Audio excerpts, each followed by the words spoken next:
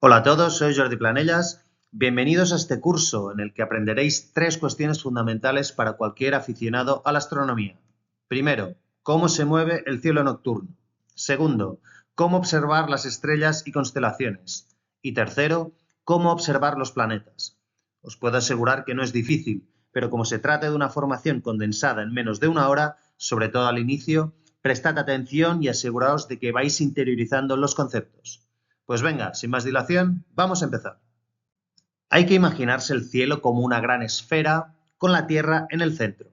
En esta esfera debemos distinguir los meridianos celestes, que son los arcos grises que parten del polo norte celeste y recorren la superficie de la esfera hasta el polo sur celeste, y los paralelos celestes, que son las líneas rectas grises que van de este a oeste. Esto es importante porque, como veremos, cada estrella tiene unas coordenadas en la esfera celeste. Por ejemplo, Sirio, la estrella más brillante del cielo, tiene una ascensión recta, que nosotros llamaremos meridiano, de 7 y una declinación de unos menos 20 grados, es decir, se sitúa 20 grados por debajo del ecuador celeste. Estas coordenadas son fijas. La cuestión es que la esfera celeste se mueve. En realidad, quien rota es la Tierra, pero como nosotros no percibimos ese movimiento, nos da la sensación de que el cielo se mueve. Por lo tanto, como observadores, la clave es entender cómo es este movimiento, y ya veréis que es bastante sencillo. El primer paso es identificar el eje terrestre, es decir, el eje de rotación de la Tierra, que coincide con el de la esfera celeste. Si nos encontramos en el hemisferio norte, debemos mirar al norte celeste, hacia la estrella polar, y la recta imaginaria que nos une con la estrella polar es el eje de rotación. Por lo tanto, como la estrella polar está en el eje de rotación, la veremos quieta y todo el cielo girará a su alrededor, en sentido antihorario. Si estáis en el hemisferio sur, deberéis encontrar el sur celeste, mediante la cruz del sur, y el sentido de giro del cielo será horario. Para representar el cielo vamos a utilizar el programa Stellarium y para las funcionalidades que necesitamos es suficiente con su versión online. También son útiles las aplicaciones de móvil como Starwalk, que reproducen en la pantalla los objetos celestes al orientar el teléfono al cielo. Tenéis los enlaces de estas herramientas en la descripción. Si entráis a Stellarium, veréis que abajo a la izquierda podéis seleccionar cualquier ubicación y a la derecha cualquier fecha. Y abajo en el centro, al activar la opción Equatorial Grid, veréis representados los meridianos y paralelos celestes. Ubicados en Barcelona, el 1 de enero, a medianoche, mirando al norte, el cielo presenta el siguiente aspecto. Vemos a la derecha el conocido carro de la Osa Mayor y a la izquierda la constelación de Casiopea. Cuando sean las 3 de la madrugada, la panorámica habrá cambiado de este modo. Tal y como habíamos anticipado, el cielo ha girado en torno a la estrella polar en sentido antihorario. Atención ahora, como una esfera son 360 grados y la Tierra da una vuelta completa cada día, es decir, cada 24 horas, cada hora gira 15 grados. En este ejemplo, tras el paso de 3 horas, vemos que el cielo se ha desplazado 45 grados. Cuando clicamos en la estrella polar, Stellarium nos da su información básica. Vemos que tiene una declinación de casi 90 grados, lo que nos indica que está efectivamente en el norte. Y se encuentra en el meridiano 3. Ya hemos dicho que estas coordenadas son fijas. En cambio, los siguientes datos dependerán de nuestra ubicación y de la hora de observación. El azimut nos marca la posición de la estrella relativa a nuestro norte, a derecha o a izquierda. La estrella polar, que está justamente en nuestro norte, tiene siempre un azimut de 0. En la primera imagen, el azimut del carro es aproximadamente unos 40 grados, mientras que Casiopea está a 320 grados, lo que es lo mismo, menos 40 grados. Y la altitud de la estrella polar, en Barcelona, es de 41 grados. Esto significa que debemos buscar la estrella polar alzando la vista 41 grados. Volvamos a nuestra esfera y vamos a colocar 2 elementos fundamentales. El horizonte, que lógicamente marca la frontera entre lo visible y lo invisible, y el cénit, que es el punto más alto del cielo, en nuestra vertical. Luego tenemos nuestros meridianos celestes, que se enumeran en horas, de 0 a 23. Ya hemos visto que como una esfera son 360 grados, cada meridiano está separado 15 grados. Prestad ahora mucha atención a la siguiente afirmación. El meridiano celeste perpendicular al horizonte que pasa por el cénit en un determinado momento se llama meridiano local. Muy importante este concepto que saldrá continuamente. Repito, el meridiano local es el que tenemos encima de nuestras cabezas. Debido al giro del cielo, cada hora cambia el meridiano local. Por ejemplo, si son las 22 horas y en el cénit tenemos el meridiano 9, a las 23 horas la esfera ha girado 15 grados, por lo que todos los meridianos avanzan una posición, y el meridiano local ahora es el 10. Al cabo de una hora, a medianoche, el meridiano local será el 11 y así sucesivamente. Veamos qué sucede con Sirio, que ya hemos dicho que se ubica en el meridiano 7 y tiene una declinación de menos 20 grados respecto al ecuador celeste. Pues si el meridiano avanza, Sirio también, y lo hace siguiendo su paralelo celeste. Si os fijáis, la estrella cada vez está más baja. Si fuéramos avanzando el reloj, Sirio a la 1 de la mañana ya se encontraría por debajo del horizonte, o sea que dejaría de ser visible. Y si vamos atrás en el tiempo, podréis deducir que Sirio ha cruzado el meridiano local, es decir, estará en su punto más alto del día a las 20 horas, que sucedió cuando el meridiano local era el 7. En Stellarium lo entenderéis mejor. Estamos en Barcelona, un 1 de diciembre a medianoche, y ahora miramos hacia el sur. Si hacia el norte el cielo gira en sentido antihorario, hacia el sur girará en sentido horario. En la primera imagen vemos a Sirio en su fase ascendente. Contando meridianos, podemos intuir que ha salido hace unas 2 horas y que le faltan 3 horas para llegar a su punto más alto en el meridiano local. Cuando esto sucede, decimos que una estrella o constelación culmina. Efectivamente, al cabo de 3 horas, el meridiano local es el 7 y Sirio culmina, que como acabamos de mencionar, significa que alcanza su máxima altitud en el meridiano local y por lo tanto es el mejor momento de observación en esa noche. 3 horas después, a las 6 de la mañana, Sirio ya está declinando y por simetría con la primera imagen podemos estimar que le faltan unas 2 horas para ponerse. En total, Sirio habrá sido visible unas 10 horas. La posibilidad de ver determinadas estrellas o constelaciones depende de nuestra ubicación en el globo, concretamente de nuestra latitud. Lo veréis claramente a continuación. Si nos encontramos en el polo norte terrestre, latitud 90, el eje de rotación pasa por el cénit, o lo que es lo mismo, el eje es perpendicular al horizonte. La estrella polar se ubica encima de nuestras cabezas y ya sabemos que el cielo gira en torno a ella. Por lo tanto, en el polo norte veremos siempre las mismas estrellas toda la noche dando vueltas a la estrella polar. Solo podremos ver las estrellas del hemisferio norte, es decir, aquellas que tienen una declinación superior a 0. Sirio, con su declinación de menos 20, no será visible en ningún momento, ya que siempre estará por debajo del horizonte. Vámonos ahora al ecuador terrestre, latitud 0. Aquí el eje de rotación coincide con el horizonte. Por lo tanto, el observador irá viendo estrellas salir por el este y las que declinan ponerse por el oeste. A lo largo del año podrá contemplar todas las estrellas del cielo, tanto las del hemisferio norte como las del sur, salvo aquellas que están muy próximas a los polos, como la estrella polar. Tened en cuenta que obstáculos en el paisaje suelen impedir observaciones cerca del horizonte. En este caso, Sirio es perfectamente visible y pasa cerca del cénit. En este sentido, una conclusión que podemos adelantar es que en una determinada ubicación veremos en el cénit las estrellas que tienen una declinación igual a nuestra latitud. En el polo norte, latitud 90, vemos en el cénit la estrella polar, que tiene una declinación de casi 90. En el ecuador, veremos en el cénit las estrellas que tienen una declinación de 0. Vamos ahora a una latitud intermedia, por ejemplo, Barcelona, 41 grados. En este caso, todas las constelaciones del hemisferio norte serán visibles en algún momento del año, pero también se pueden ver algunas del hemisferio sur, es decir, de declinación negativa como Sirio, aunque no muy altas en el cielo y durante menos horas. Las estrellas más sureñas nunca serán visibles. Si calculamos 90 menos nuestra latitud, en Barcelona 90 menos 41 nos da 49. Pues las estrellas con una declinación inferior a menos 49 nunca sobrepasan el horizonte. Por ejemplo, nunca veremos la Cruz del Sur, que que corre por el paralelo -60. Volvamos a Stellarium para verlo desde la perspectiva del observador. Si miramos al norte, todos los meridianos convergen en la estrella polar. Y encontraremos estrellas o constelaciones muy septentrionales, como Casiopea, que nunca se ponen y se llaman circumpolares.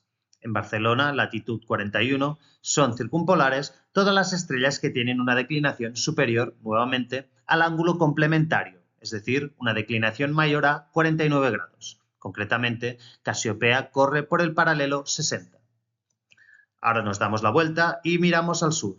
En el ecuador celeste podremos ver 6 meridianos a la derecha y a la izquierda del meridiano local, si bien los situados más en los extremos están demasiado bajos. En territorios llanos veríamos bien a partir del meridiano 11 y hasta el 1, es decir, unas 10 horas. En paralelos más sureños solo alcanzamos a ver desde el meridiano 8 al 4, es decir, unas 4 horas, y muy cerca del horizonte, con los ya mencionados problemas de visibilidad. Vamos a analizar ahora la diferencia entre hemisferios, comparando dos ciudades de latitud intermedia, como Barcelona, 41 grados, y Buenos Aires, menos 35 grados. Haremos este ejercicio con la referencia de la constelación de Orión, que podemos ver en el ecuador celeste entre el meridiano 5 y 6. Esta es la imagen del cielo en Barcelona a medianoche, con los paralelos desplazándose hacia la derecha, es decir, hacia el oeste, ya que estamos mirando hacia el sur. Y en Buenos Aires, al cabo de 4 horas, a las 4 de la mañana, veremos la misma foto, pero al revés. En Orión no se aprecia muy bien, pero podéis comprobar cómo ahora los planetas Marte y Júpiter están abajo y Sirio arriba. Y como estamos mirando al norte, los meridianos se desplazan hacia la izquierda, que es donde está el oeste. Así pues, en Buenos Aires veremos las mismas constelaciones ecuatoriales que en Barcelona, pero invertidas, mirando en sentido opuesto y con un desfase de 4 horas, que se corresponde con el cambio horario. La diferencia es que en Barcelona veremos, mirando al norte, las estrellas septentrionales, como la estrella polar, y en Buenos Aires, mirando al sur, las estrellas meridionales, como la Cruz del Sur. Hasta aquí ya sabemos bastante bien cómo se mueve el cielo, pero nos falta el último detalle, y atención porque este punto es clave. Si un día fueran exactamente 24 horas, cada noche a la misma hora veríamos el mismo cielo, pero esto no es exactamente así. Un día solar, que incluye la órbita de la Tierra alrededor del Sol, sí que son 24 horas, pero una rotación completa de la Tierra respecto a las estrellas fijas son 23 horas y 56 minutos, por lo que cada día se pierden 4 minutos. Entonces, cada 15 días se genera una diferencia de 1 hora. Esto implica que si el 1 de enero a medianoche nuestro meridiano local es el 6, el 16 de enero a medianoche nuestro meridiano local será el 7. Vamos a verlo en Stellarium. El 1 de enero el cielo tiene este aspecto y al cabo de 15 días los meridianos han desplazado 1 hora, que si recordáis era el equivalente a 15 grados, por lo que los meridianos se desplazan aproximadamente 1 grado al día. Fijaos también que el cielo el 16 de enero a medianoche se corresponde con el cielo el 1 de enero a la 1 de la madrugada, es decir, una diferencia de 1 hora en un día equivale a una diferencia de 15 días a la misma hora. En un mes veremos un giro de 30 grados y en un año de 360 grados, que nos devuelve al punto de partida. Por este motivo, en las observaciones no hace falta indicar el año. El 1 de enero a medianoche del 2024, el cielo será igual al 1 de enero a medianoche del 2025. Este funcionamiento nos permitirá conocer el estado del cielo en todo momento. Sigamos con Orión, que es un buen ejemplo, porque es una constelación muy reconocible y ubicada en el ecuador celeste, por lo que es visible en todo el mundo, salvo en los polos.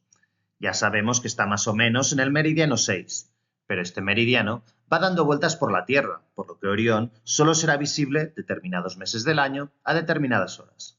Veámoslo. Nos situamos esta vez el 1 de julio, a ver qué sucede. A las 22 horas empieza a oscurecer, el meridiano local es el 15. A medianoche, el 17. A las 2 de la mañana, el 19. A las 4, el 21. Y de momento, sin noticias de Orión. A las 6 empieza a amanecer y todavía nada. Solo a las 8 de la mañana empieza a asomar Orión por el horizonte, pero hay demasiada luz. Por este motivo, Orión no es visible en Barcelona el mes de julio. Pasa por delante nuestro y culmina a las 13 horas, pero es pleno día. A menos que se produzca un eclipse total de sol, no lo podremos ver. Podemos utilizar un programa como Stellarium para consultar la configuración del cielo en cualquier momento. Pero si no estamos delante del ordenador, existe una regla muy sencilla. Si multiplicamos el número del mes por 2 y sumamos 1 si estamos en la segunda quincena, en España nos dará nuestro meridiano local a las 20 horas en horario de invierno o a las 21 horas si estamos en horario de verano. Enero será el mes 1, noviembre el mes 11 y la excepción será diciembre, que será el mes 0. Veamos algunos ejemplos. El 5 de febrero en España es horario de invierno, por lo que obtendremos el meridiano local a las 20 horas. Y la fórmula es muy sencilla. Febrero es el mes 2, por 2, 4. Vamos a Stellarium para comprobarlo. Efectivamente, el meridiano local es más o menos el 4. Por lo tanto, cuando nos ponemos a observar, partimos de un mes y una hora y utilizaremos la regla para orientarnos. Imaginemos ahora que estamos el 16 de junio a las 23 horas y miramos el cielo. Estamos en horario de verano, por lo que la fórmula nos dará el meridiano local a las 21 horas. Mes 6 por 2 más 1, porque estamos en la segunda quincena, igual a 13 a las 21 horas. Pero hemos dicho que son las 23 horas, por lo que hay que sumar 2. Nuestro meridiano local será el 15. Comprobémoslo, vamos al programa y vemos que la fórmula nuevamente funciona. Vamos a probar ahora esta regla en otras ubicaciones. La fórmula, número del mes multiplicado por 2 más 1 si estamos en la segunda quincena, nos da el meridiano local aproximadamente en Buenos Aires a medianoche entre noviembre y marzo y a la 1 de la madrugada entre abril y octubre. En Lima a la 1 de la madrugada entre noviembre y marzo y a las 2 de la madrugada entre abril y octubre. En México DF a las 3 de la madrugada entre noviembre y marzo y a las 4 de la madrugada entre abril y octubre. Y en Los Ángeles a las 4 de la madrugada entre noviembre y marzo y a las 5 de la madrugada entre abril y octubre.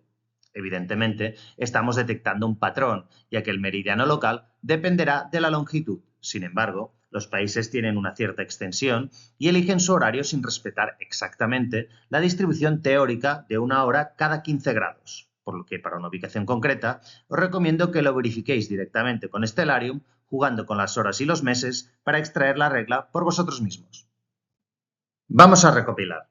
Sabemos calcular nuestro meridiano local en todo momento. Sabemos que si estamos en el hemisferio norte y miramos al norte, los meridianos convergen en la estrella polar y algunas constelaciones son circumpolares. Y si miramos al cenit o al sur, veremos pasar un meridiano cada hora. Lo que nos falta por saber es qué constelaciones se hallan en qué meridianos. Y aquí os tengo preparada esta tabla, que es válida para una latitud intermedia del hemisferio norte como Barcelona. En otra ubicación, el meridiano no cambia, pero sí las constelaciones visibles y en qué dirección. Consultando Stellarium, os podréis construir una tabla parecida para vuestra ciudad.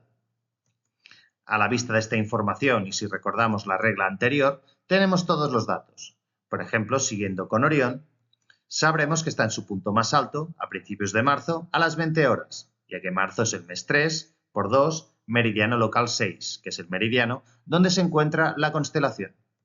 Si ya son las 24 horas, Orión ha pasado hace 4 horas por el meridiano local y ahora se encuentra 60 grados más hacia el oeste. Como Orión se sitúa en el ecuador celeste, le faltan unas 2 horas para ponerse. Si estamos a principios de enero a las 24 horas, Orión está en el meridiano local, ya que a las 20 el meridiano local es el 2. Si estamos a finales de diciembre a las 22, el meridiano local es el 3, por lo que a Orión le faltan 3 horas para culminar. Si estamos a finales de abril, el meridiano local es el 9 a las 21 horas. Cuando oscurezca, veremos a Orión poniéndose en el oeste. Y finalmente, recordemos que en verano Orión no es visible. En junio culmina a las 15 horas y se pone a las 21 horas, cuando todavía hay demasiada luz. Venga, pues ya tenemos toda la información para observar las principales constelaciones. Tenéis aquí también esta tabla con las 20 estrellas más brillantes que se pueden ver en el hemisferio norte y sus principales características, su constelación, su clasificación como estrella, su brillo o magnitud aparente, su distancia a la Tierra en años luz, su radio comparado con el Sol, su edad en millones de años y el meridiano en la que se encuentran. Ya sabemos que Sirio es la estrella más brillante. De esta lista, la más lejana es Deneb, en el Cisne, aunque con dudas sobre su distancia, por eso la marco en rojo. La más grande probablemente sea Betelgeuse en Orión, también con dudas acerca de su verdadero tamaño. Y la más longeva es Arturo. Las veremos todas a continuación. Vamos a hacer algunas sesiones de observación con la ayuda de Stellarium. Supongamos que estamos en Barcelona el 1 de febrero a medianoche. Lo primero que tenemos que hacer es mirar hacia el norte y localizar la estrella polar. Y con ella en nuestra posición, el eje de giro del cielo, antihorario. Calculamos el meridiano local, que será el 4 a las 20 horas, y por lo tanto el 8 a las 24 horas. En el norte voy a ver las constelaciones circumpolares, sobre todo las que están cerca del meridiano 8, que son las que se sitúan por encima de la estrella polar. A la derecha tenemos el Carro ascendiendo por el este, mientras que Casiopea desciende por el oeste. A su izquierda tenemos arriba a Perseo y abajo Andrómeda, que está baja y no la veremos del todo bien. Lo mismo sucede con Cefeo o Draco, que pese a ser circumpolares, se encuentran por debajo de la estrella polar, por lo que están cerca del horizonte, y además ya de por sí son constelaciones más difíciles de distinguir. Recordad que si estamos en una ciudad donde hay una elevada contaminación lumínica, solo vamos a ver las estrellas más brillantes. Por este motivo, os pinto lo más reconocible. Solo para verificar de nuevo el movimiento del cielo, nos vamos al 1 de agosto y efectivamente comprobamos que el conjunto ha girado más o menos 180 grados. El Carro y Casiopea son bien visibles, en cambio Perseo ya queda cortada por abajo. Venga, volvemos al 1 de febrero. Nos damos la vuelta para mirar al sur y al cenit y podremos ver el dibujo más bonito del año, con muchas estrellas concentradas en una misma región. Marcamos primero nuestras referencias y empezamos a ubicar las constelaciones. Ya veis que de entrada Stellarium me identifica las estrellas más relevantes. Empezamos con los viejos conocidos. Sirio al sur, formando parte del cuerpo del Can Mayor. Arriba a la derecha, Orión, que concentra 4 de las 20 estrellas más brillantes del hemisferio norte. Y a su izquierda, Proción, del Can Menor. Utilizando de nuevo Orión como referencia, arriba a la derecha veremos a Aldebarán como la estrella más brillante de Tauro, donde, con buena visibilidad, podréis distinguir las 7 Pléyades, el cúmulo estelar más conocido. Y acercándonos al cenit, veréis a Capella, que conforma el hexágono de la Auriga. Completan el cuadro los gemelos Castor y Pollux, muy cerca del meridiano local y del cenit. Y finalmente, si miramos al este, veremos cómo empieza a ganar altura Leo, una constelación que ya nos anuncia la llegada de la primavera. Sigamos observando y avanzamos al 1 de julio. Stellarium ya nos indica la segunda y tercera estrella más brillante del hemisferio norte. Arturo forma la constelación del Boyero y Vega de la Lira, que junto con Altair del Águila y Deneb del Cisne conforman el triángulo de verano. En su interior se despliega el cuerpo del cisne. Al oeste podemos advertir cómo Leo, que en la foto anterior nos aparecía a la izquierda, ahora se está poniendo y aparece cortado. Abajo al suroeste tenemos Spica de Virgo, bien visible. Y al sur y cerca del horizonte, dos constelaciones de formas muy características, el Escorpión y la forma de tetera de Sagitario. Debido a su baja altitud, es probable que, sin una buena perspectiva, solo veamos bien Antares, la estrella más brillante de Escorpio. Sagitario también es importante porque allí se encuentra el centro de la Vía Láctea, que en la imagen se representa como esta mancha en el cielo que se extiende hacia el triángulo de verano. Si en Stellarium desmarcamos Atmosphere y Landscape, veremos la galaxia más claramente. Su centro se encuentra en Sagitario y el disco se extiende por todo el cielo. No es casualidad que en esa región haya más densidad de estrellas. Un apunte sobre la perspectiva cuando utilicéis Stellarium. Volvamos al triángulo de verano que en la imagen anterior habíamos representado así. Aquí activado el grid azimutal en la aplicación que nos ayuda a interpretar la altura de los distintos astros al señalarnos el cenit.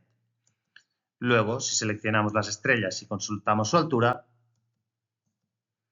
comprobamos que la más alta es Vega, no Deneb. Entonces, para que Stellarium nos muestre la constelación tal y como la veríamos en el cielo, debemos desplazarla al centro de la imagen. Y efectivamente, cuando apuntamos hacia el este, el triángulo se nos coloca en la posición correcta, con Vega arriba y el cisne en horizontal. Si seguimos con el triángulo de verano y el grid azimutal, a medida que avanza la noche, al cabo de 2 horas, comprobamos que Vega se sitúa en el cenit. Y otras 2 horas más tarde, le toca, ahora sí, el turno a Deneb y el cisne se coloca en posición vertical. Para terminar, avanzamos al otoño, y donde más se nos acumula el trabajo es en el noreste. Tomando como referencia la estrella polar, vemos que Casiopea está bastante alta, en cambio el Carro está cerca del horizonte y será poco visible.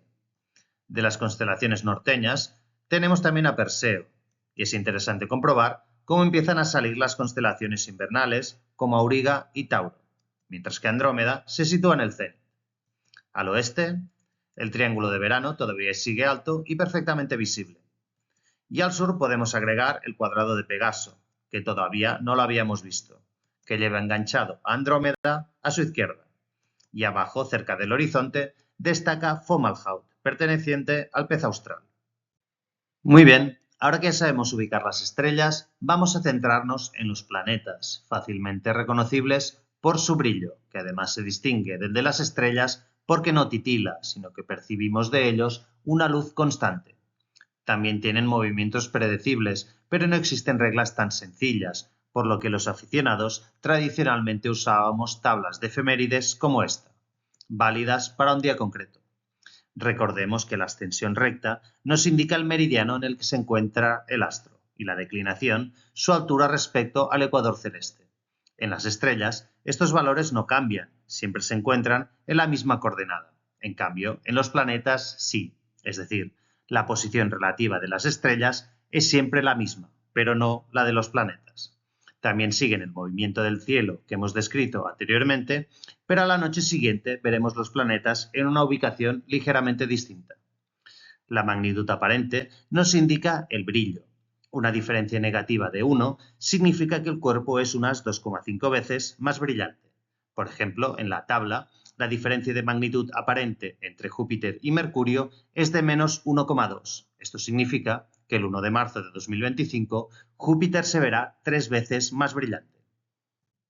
En esta otra tabla de la derecha podéis consultar las magnitudes de los 12 cuerpos más brillantes visibles en el hemisferio norte. Las estrellas tienen una magnitud fija, mientras que en los planetas es variable, principalmente debido a que su distancia a la Tierra cambia según las posiciones en las órbitas, como ya explicaremos. Fijaos que Urano no aparece ya que es demasiado tenue y Neptuno directamente no es visible a simple vista. La elongación es el ángulo entre el planeta y el Sol visto desde la Tierra, y la fase indica la fracción iluminada del objeto. Como veremos más adelante, esto tiene más sentido en los planetas interiores. Y el tránsito indica la hora en la que el planeta cruza el meridiano local. Recordad también que esta columna nos la hubiéramos podido ahorrar, ya que la sabemos calcular a partir del meridiano. Ahora directamente podemos consultar softwares como el propio Stellarium, que ya nos indica gráficamente si los planetas son visibles o no, dada cualquier fecha y hora. Como veis, las efemérides ya no son necesarias porque el programa me da los datos en tiempo real.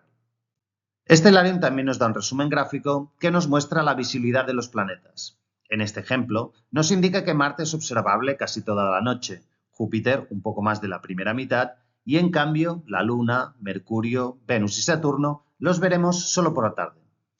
Otra funcionalidad que permite la aplicación es hacer zoom en los distintos cuerpos y nos los muestra tal y como se ven desde la Tierra en la fecha que hayamos seleccionado. Por ejemplo, Marte, Júpiter o la posición de los satélites galileanos. Podemos agrandar uno de ellos, vemos aquí a Io, y probar también con elementos más lejanos que el propio Stellarium nos indica a partir del botón Deep Sky Objects. Esta resolución no nos la ofrece para el caso de estrellas, pero sí para alguna de estas estructuras del espacio profundo, como la M42, la nebulosa de Orión, o la M31, la galaxia de Andrómeda. Estas M hacen referencia al catálogo de Messier, que no vamos a cubrir en este vídeo, pero que podéis consultar por vuestra cuenta. Volviendo a los planetas, otro dato importante que debemos saber es que se mueven cerca de la eclíptica, que es la línea imaginaria por la que discurre el Sol en el cielo, de este a oeste. Sucede así porque el sistema solar está alineado casi en un plano. Y aquí Stellarium nos vuelve a facilitar la vida. Y aquí si vais a View Settings podéis marcar la Ecliptic Line y veis cómo efectivamente los planetas, y también la Luna si fuera visible, se sitúan cerca de la eclíptica. Veamos qué sucede con el movimiento de los planetas, partiendo nuevamente del 1 de marzo de 2025 a las 22 horas. A medianoche, comprobamos que los planetas se han movido conjuntamente con el cielo. Recordemos que mirando hacia el sur, el cielo gira en sentido horario y como han pasado 2 horas, todo el conjunto se observa 30 grados más hacia el oeste. Pero ahora avancemos el calendario 2 meses. Nos situamos el 1 de mayo a la misma hora, a las 10 de la noche. El cielo se ha desplazado otros 30 grados al oeste, pero fijaos que los planetas menos. Respecto a las estrellas, parecen moverse hacia el este. Esto lo podéis ver claro en el caso de Marte, que en mayo se sitúa a la izquierda de Procyon, cuando en marzo estaba a la derecha. Este principio, según el cual los planetas se mueven hacia el este respecto a las estrellas, tiene una excepción, los movimientos retrógrados. Estos se producen cuando en su órbita la Tierra adelanta a los planetas exteriores o cuando los planetas interiores adelantan a la Tierra. Este movimiento retrógrado es interesante porque es una de las evidencias del heliocentrismo, pero como observadores aficionados tampoco nos afecta tanto. Sin embargo, lo explicaremos gráficamente más adelante. Aprovechamos esta secuencia para mencionar dos cuestiones adicionales. Primera, los planetas más cercanos al Sol tienen una mayor velocidad orbital. Por ejemplo, tal y como os muestro en la tabla, Marte se mueve por el espacio a 24 km por segundo, mientras que Júpiter lo hace a 13 km por segundo. Y luego, los planetas más cercanos a la Tierra tienen mayor velocidad aparente. Por estos motivos, vemos a Marte desplazarse más rápido por la eclíptica que Júpiter. Aunque la que se mueve más rápido por el cielo con diferencia es la Luna. De un día para otro, cambia su posición perceptiblemente, como podemos ver a continuación. El 1 de marzo a las 22 horas no vemos la Luna por ningún lado. En cambio, el día 4 a la misma hora, la Luna ya ha cogido una cierta altura. 3 días después, ha adelantado a Júpiter y el día 10 ya se sitúa al este de Marte. Vamos ahora con los movimientos retrógrados de los planetas. Para ello, utilizaremos el visor astronómico de tutiempo.net, enlace en la descripción, que muestra la posición relativa de los planetas entre sí. Partiendo del 1 de marzo, el visor nos muestra que Venus está a punto de adelantar a la Tierra. Al cabo de 20 días, se produce la conjunción de la Tierra y Venus, ambos están alineados con el Sol. A mediados de abril, Venus ya ha adelantado a la Tierra, por lo que el movimiento retrógrado concluye. Este fenómeno tiene una duración aproximada de 40 días cada 18 meses. Veamos ahora el ejemplo de Marte, y para ello tenemos que tirar un poco atrás en el tiempo, porque en la imagen de arriba a la izquierda ya vemos que el 1 de marzo la Tierra ha sobrepasado Marte hace poco. Tened en cuenta que al no estar a escala, esta aplicación da una idea aproximada. Tiramos para atrás el visor astronómico y nos vamos a finales de diciembre del 2024. La Tierra está a punto de avanzar a Marte. A mediados de enero se produce la conjunción y al cabo de un mes ya se ha completado el adelantamiento. En el caso de Marte, el movimiento retrógrado dura unos 70 días y se produce cada 26 meses. Para seguir estudiando el movimiento de los planetas, volvamos al 1 de marzo a las 22 horas y pongamos la eclíptica en Stellarium. Nos sale otra vez la misma foto, pero ahora vamos a desmarcar la opción Landscape para ver lo que hay debajo del horizonte. Como estamos mirando al sur, el cielo se mueve en sentido horario. Lo que podemos comprobar es que el Sol va por delante, por lo que se habrá puesto justo antes que Saturno, Mercurio, la Luna y Venus, por lo que estos planetas y nuestro satélite son vespertinos, se verán justo después de la puesta de Sol. Si los planetas se ubicaran por debajo del Sol, serían matutinos, podrían observarse antes del amanecer. Veámoslo en un esquema.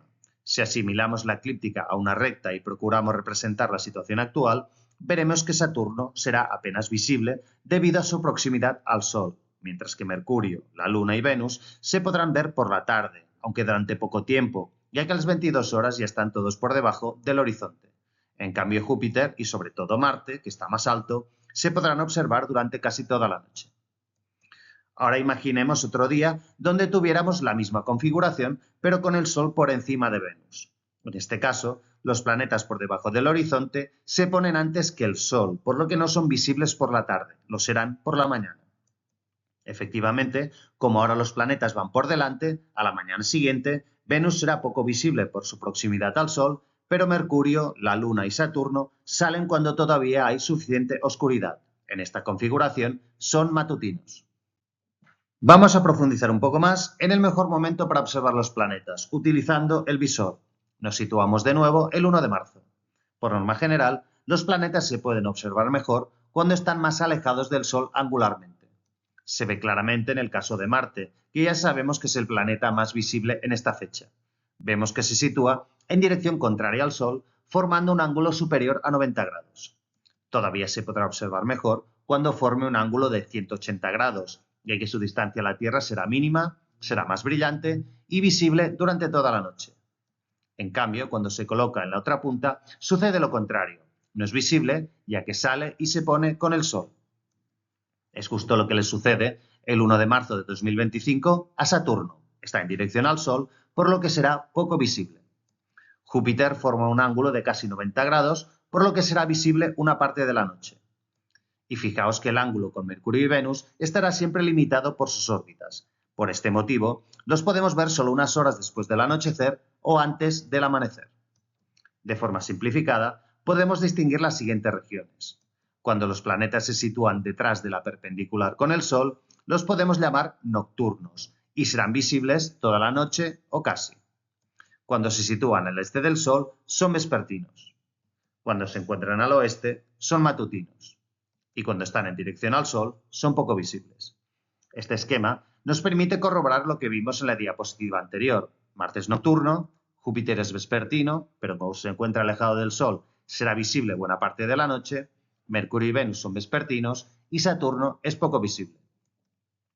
Podemos agrupar los 5 planetas en 3 casos. En el primero tenemos a Mercurio y Venus, que al tener órbitas más pequeñas que la nuestra, siempre los veremos cerca del Sol.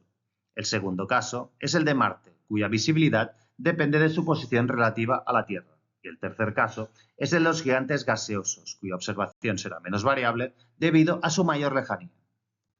Vamos con el primer caso. Para la observación de Mercurio y Venus hay que considerar 3 aspectos. Primero, su elongación, es decir, el ángulo que forman con el eje Tierra-Sol. Cuando el ángulo de elongación es insuficiente, normalmente por debajo de 15 grados, se encuentran demasiado cerca de la estrella, por lo que la luz solar no permite observarlos. Aquí los tenéis representados en su máxima elongación, que en Mercurio son 28 grados y en Venus 48 grados. Luego hay que tener en cuenta su distancia a la Tierra. Por su mayor cercanía, se verán mejor en el semicírculo superior y también porque en el semicírculo inferior la elongación en promedio es menor. Y finalmente influye también la fase.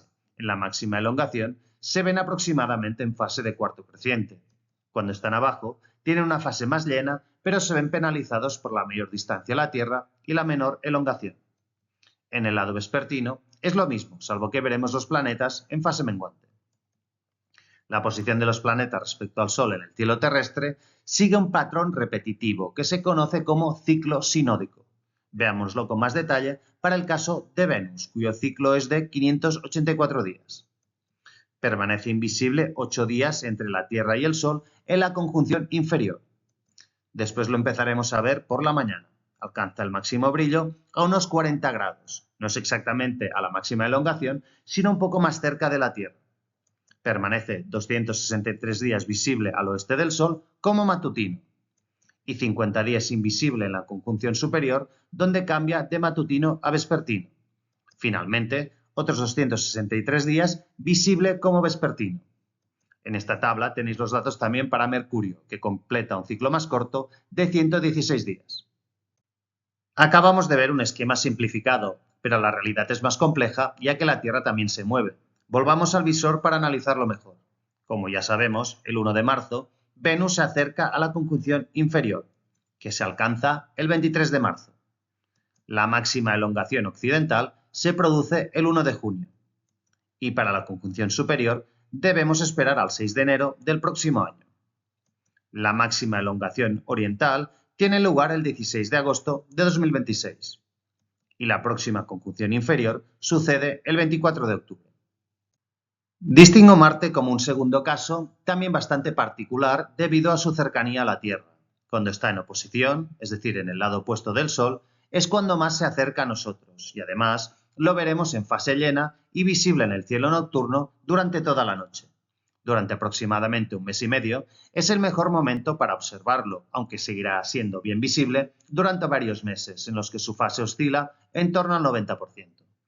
A medida que se va alejando, su brillo disminuye considerablemente, hasta desaparecer unos 30 días en la conjunción. Por lo tanto, es un planeta con magnitudes aparentes muy distintas según la posición en la que se encuentre. Finalmente, el caso de los gigantes gaseosos. La dinámica es la misma que la de Marte. Solo cabe destacar dos diferencias principales, y es que debido a su mayor lejanía no tienen fases, es decir, siempre se ven llenos, y la magnitud aparente no presenta tanta variación.